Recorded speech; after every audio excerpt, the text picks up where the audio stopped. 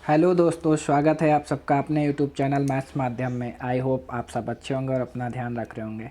काफ़ी समय बाद मैं वीडियो लेके आया हूँ जो कि आपको हर एक एग्ज़ाम के लिए हेल्प करेगा। ट्रेन के कॉन्सेप्ट पर आधारित क्वेश्चन है। तो चलिए शुरू करते हैं हम अपना सेशन।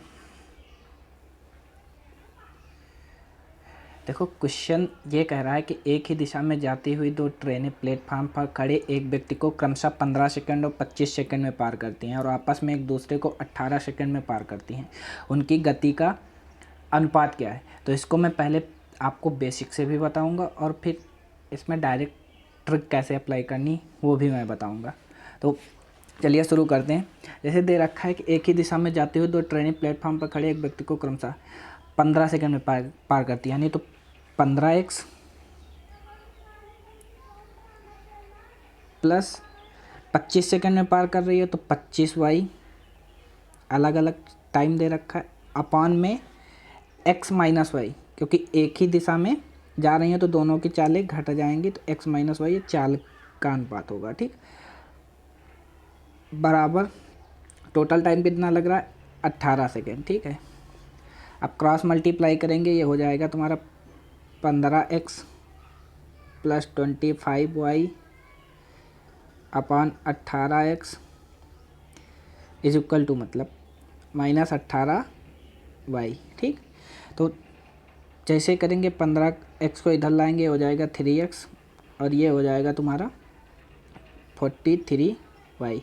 तो इनकी गतियों का अनुपात जो आ जाएगा x अपॉन y आ जाएगा, ये 43 अपॉन 3 आ जाएगा। ठीक है,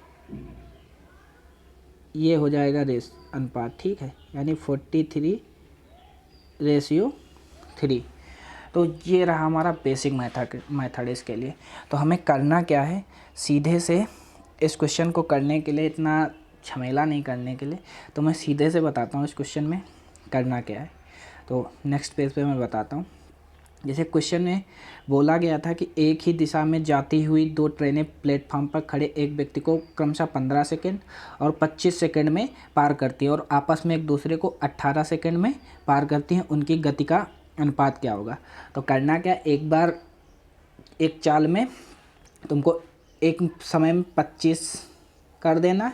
ठीक, और जो 18 सेकंड दे रखा है ना, बोला गया था कि आपस में एक दूसरे को 18 सेकंड में पार करते हैं, इसको 25 में जोड़ दो रेशियो, और एक बार 18 में से 15 को घटा दो, इससे एक समय को घटा दो, एक समय को जोड़ दो, यानी 25 18 43, 18 15 का अंतर 3। ये रहा हमारी डायरेक्ट ट्रिक। करना क्या है इसमें, जैसे कि तुमको सेम डायरेक्शन में बोलता है क्वेश्चन कि एक ही दिशा में जा रही हैं ट्रेनें, तो एक बार जो सेकेंड वाला टाइम दे रखा है उसमें से इस वाले टाइम को घटा देना जो एक दूसरे को पार करने का टाइम है। ठीक है, मैं नेक्स्ट पेज पे बता देता हूँ। जैसे दे रखा है जो इसमें सेकेंड टाइम होगा, सेकेंड टाइम हमारा 15 सेकेंड दे रखा है ना, इस 25 सेकेंड दे रखा है। सेकेंड टाइम यानी 25 सेकेंड सेकेंड टाइम, इसको तुम जब एक दूसरे को आपस में पार करती हैं, एक दूसरे को पार करती हैं, तो एक दूसरे के पार करने पर 25 सेकेंड वो और 18 सेकेंड एक दूसरे को पार करने का टाइम, इसको जोड़ दो। ठीक, देन रेशियो, और जो 15 सेकेंड फर्स्ट टाइम दे रखा है, फर्स्ट टाइम यानी 15 सेकेंड, और जो एक दूसरे को पार करने का टाइम है, इन दोनों का अंतर ले लो, यानी 18 माइनस 15, ये हो जाएगा तुम्हारा 43, ये हो जाएगा तुम्हारा 3। यही क्वेश्चन की ट्रिक है। चलते हैं हम अपने अगले क्वेश्चन पर।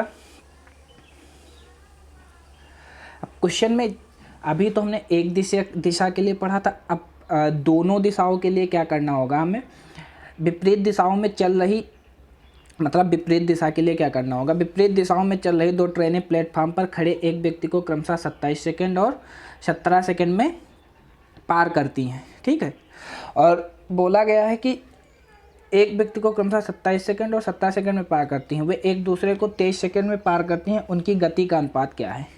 तो इस क्वेश्चन में करना क्या है, हमें करना ये है कि जो टाइम दे रखा है एक दूसरे को पार करने का, वो दोनों टाइम में से दोनों टाइम का अंतर निकालो, यानी 27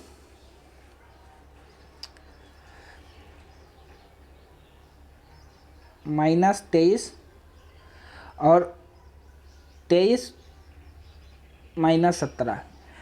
उसमें जो एक ही दिशा में जा रही थी ट्रेनें, उनमें एक बार टाइम को जोड़ना था, एक बार टाइम को घटाना, इसमें दोनों बार टाइम को घटाना है, यानी हो जाएगा तुम्हारा 4 और ये हो जाएगा तुम्हारा 6।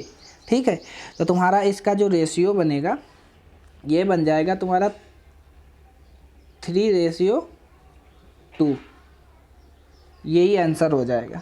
ठीक,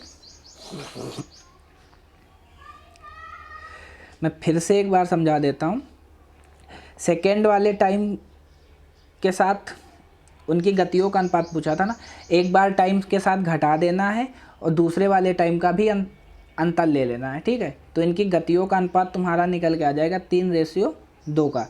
और वैसे ही उस वाले क्वेश्चन में करना क्या है हमें, एक बार अगर दोनों ट्रेनें एक ही दिशा में जा रही हैं तो एक बार टाइम को जोड़ देना है और एक बार टाइम से घटा देना है। ठीक है, वहाँ निकल आएगा गतियों का अनुपात। और यहाँ इस दो विपरीत दिशाओं में जा रही ट्रेन के लिए करना क्या है कि दोनों बार टाइम का ही अंतर ले लेना और उनका रेशियो निकल के आ जाएगा 3:2। और यही ट्रिक है इन क्वेश्चनों के लिए करने के लिए। नहीं ऐसे तुम बेसिक मेथड से जाओगे, XY मान के करोगे, देखा मैंने बताया XY मान के करने पर लॉन्ग हो जा रहा था। ऐसे 1 सेकेंड में तुम सोच भी सकते हो 27 और 23 का अंतर 4, 23 और 17 का अंतर 6, इन दोनों का रेशियो बनेगा 3:2, क्योंकि टाइम का रेशियो 4:6 निकल के आ रहा, तो रेशियो गति का अनुपात इनका जस्ट उल्टा होता है, यानी 3:2 बन जाएगा।